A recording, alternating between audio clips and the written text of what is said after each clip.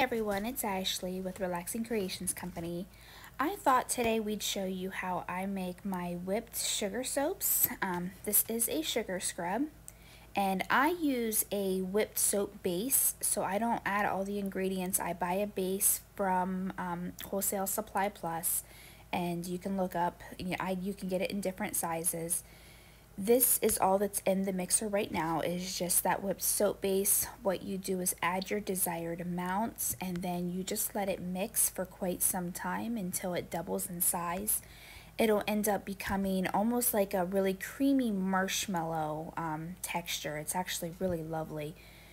What I'm doing here off to the side is adding in the extra ingredients that I want to add to the soap base myself. So the whipped soap base that you buy has preservatives in it already. That way, if, obviously, unlike other products, water is going to be introduced to the whipped soap base. So it has the preservatives in it so it doesn't mold or get all yucky on you. But I'm adding extra ingredients, so I need to make sure that I account for the extra preservative that needs added. So off to the side here, you see me mixing up the octafane, which is the ingredient. I'm also mixing up my fragrance oil, and then I'm adding avocado oil just to give it that little bit of extra nourishment. Avocado oil is wonderful for your skin, so I wanted to just make this soap that much better. So that's what we're doing off to the side here.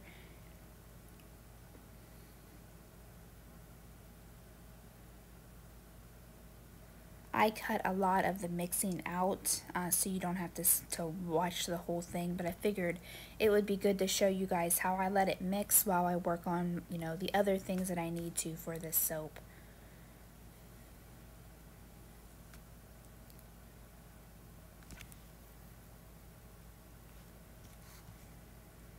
And I kind of cut this part out, but if you can notice there, I didn't turn my mixer down or off. I just poured that oil in, and what it did was slopped right up the side.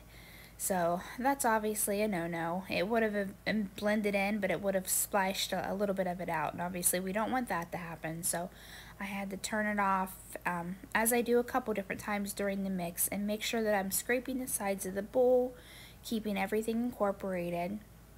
Because as you know, with any hand mixer or, well, not hand mixer because you control where it's going, but with the stand mixers, it's always good to scrape the sides of the bowl, especially the bottom. You're going to end up getting a little bit in that area that's not getting mixed in very well. That's really important when I'm using the mixers for the bath bomb mixture as well. So all of the ingredients are in there now except for the color and the sugar. So we're going to let it blend in and let it do its thing. And right now I'm adding in my mica base, which I could have added at the beginning, probably given it a little bit more time to blend. But since this has to blend for quite some time still, we still have plenty of time. I don't have any set measurement that I put in for the mica just until I get the color I want. And of course you want it to be, a lighter color. You don't want the mica to actually be left on your skin. So I just wanted to give it just the slightest little pink red color.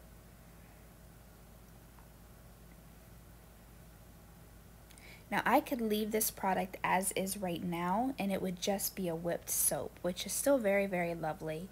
But I'm going to go ahead and add in some pure sugar cane. There's different additives you can add. If I'm making a coffee soap, I'll add coffee and sugar. You can use brown sugar or just pure white sugar cane. Honestly, it's up to the recipe or up to your preference. In this case, we're just adding pure white sugar. The sugar gives it a very nice light exfoliant. I use this on my face and honestly all over my body just as a change from a regular bar soap. It's very, very lovely. It suds up nice. It's creamy. Like I said, the sugar being finely ground, it's the perfect amount of exfoliant. And you can see how that sugar changed the whole dynamic of the mix there. I know we have a glare in the bowl there, so I apologize. My husband hung some really good lighting for me, but that also kind of glare stuff out at times.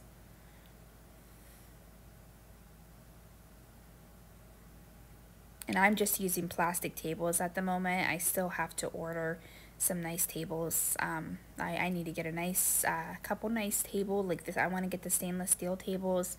And then I also need to get a better drying rack for a better drying system, hopefully, you know, if we get more busy.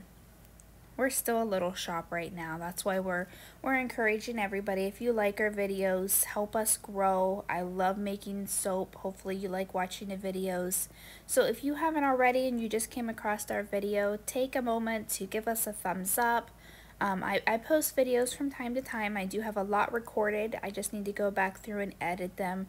So please consider subscribing, hitting the notification bell. That way you are alerted whenever I post a new video, because I really do enjoy making the products. I think my prices are very, very fair, especially since I am a newer soaper. And I currently sell in a couple different areas. My own website is on Shopify. So that is where my link, Relaxing Creations Company, relaxingcreationsco.com, will take you to my website. We have a lot of wonderful products like bath bombs, bars of soap, the sugar scrub that we're making today.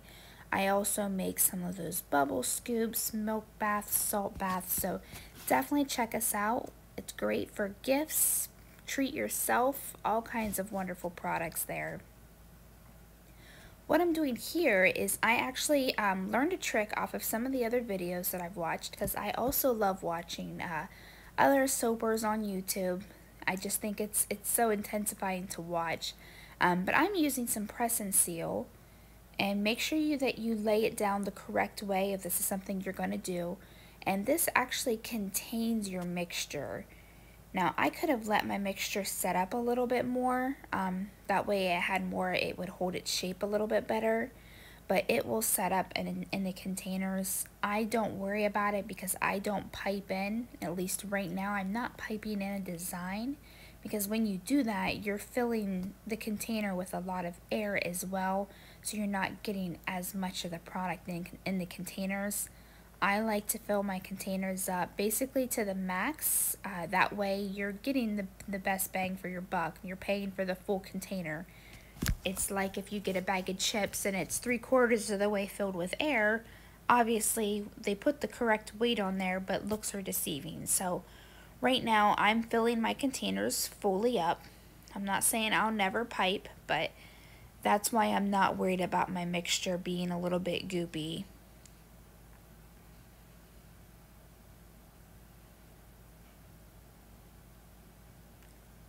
And what I'm doing here is I'm just creating its own little pouch to keep that mess basically contained within itself.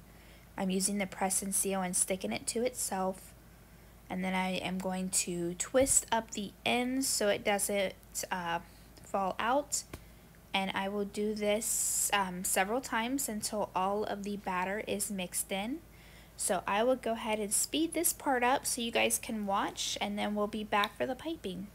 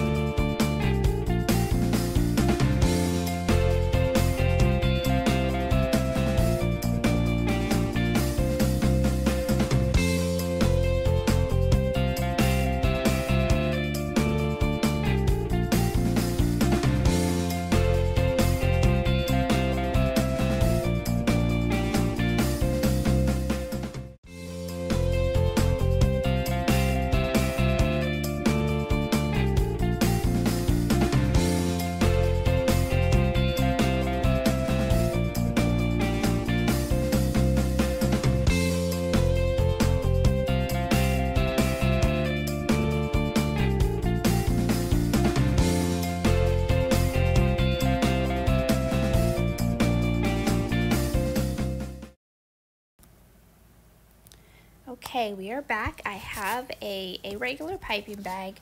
I think this one is a 16-inch.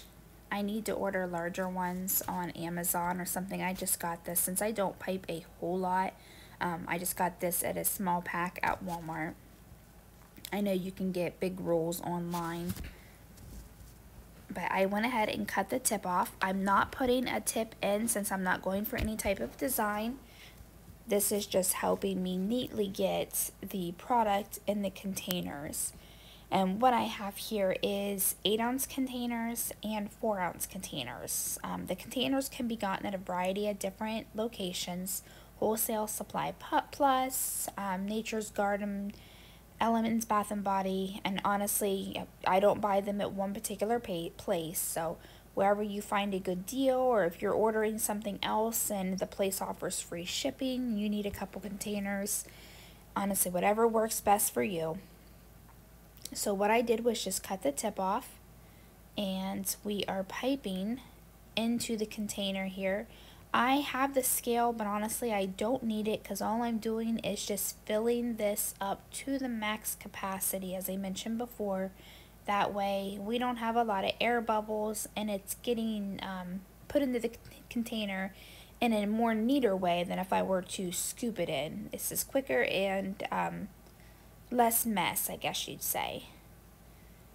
And some of them I do get a little bit full, so I go back at the end and I scrape them off and make them look nice. That way, like I said, you're getting as much in there as will fit in the containers. And our containers will go by the net weight. So since this is an 8-ounce container, that's what it's sold at. But you're going by the overall weight capacity that's going to fit in there.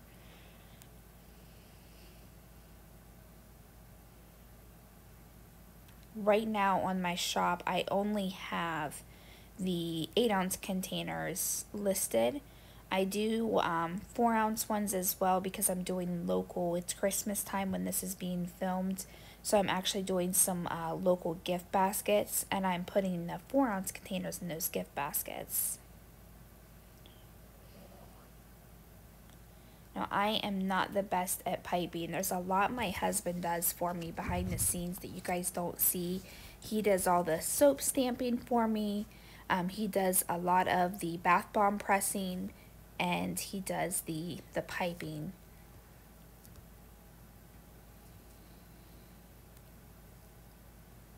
So right now I'm just trying to get every little bit out. I actually saw someone the other day on a video take one of those. I have a Cricut machine. That's how I create my labels for all my packaging. But they have, it's almost like a squeegee. I can't think of that. It's a scraper. And I didn't even think of it, but a Cricut scraper would be perfect to just scrape right across that. I seen somebody else do that in another video, so I can't take credit for it. But I think that would have really helped me out to get every last drop out of there. So here we are reusing the same piping bag as before. I just took the insert out and I'm adding in the new. That saves me a lot of time, so I'm not constantly scooping and refilling a messy piping bag. So it just makes it so much nicer. So if you do pipe a lot and you're not doing this, I highly recommend it. It's been a game changer for me.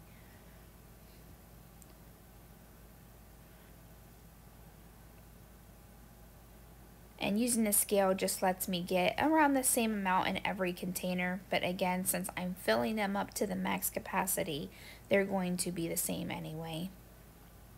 Or at least around about the same. So as you can see with that one batch that I did, I got 5 8-ounce containers and several of the 4-ounce. It looks like 8 of them. And what I'm doing now is I am taking, the paper towel has 91% isopropyl alcohol sprayed on it. And I'm just cleaning up the rim. I don't want any sugar pieces or any of the oils left on the rim. I want a nice clean seal whenever you put the lid on. So I'm just going around and making sure everything is nice and neat and tidy. Off camera, what I did is obviously I filled the rest of the containers, but then I also went and took and evened everything out, took any off the top if it needed, added any if it's needed, and then what was left I actually filled in a small container for myself that wouldn't fit up or wouldn't fill up a container. So that's where all the excess goes. Scraping that bowl as well as I can off camera, that all went into a personal container. I absolutely love this soap. I love to wash my face with it. As I mentioned before, I use it in the shower. It's definitely safe to keep in the shower. Just again, don't introduce water to the mixture as much as possible. There is the preservative in there, so you can have water on your hands, scoop your fingers in, and that's perfectly fine. Just don't let running water into the direct container.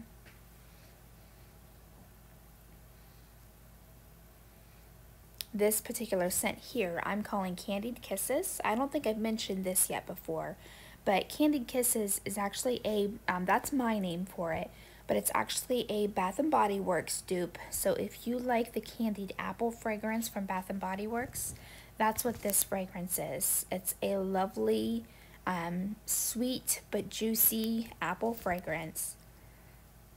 It is my new favorite. I recently made it in cold process soap as well, which will be available, but for some reason it accelerated like crazy in cold process soap. I have a video. I haven't decided if I'm going to create it yet because it was such a disaster. I was literally clumping spoonfuls into my mold, but the soap got made. Just unfortunately it does have quite a bit of air pockets, but it's pretty and it smells amazing, so it will still be one that I'll list on my shop. We also have this same fragrance available in bath bombs. So I hope you guys check us out. Remember to like and subscribe, and everybody have a great day and happy holidays.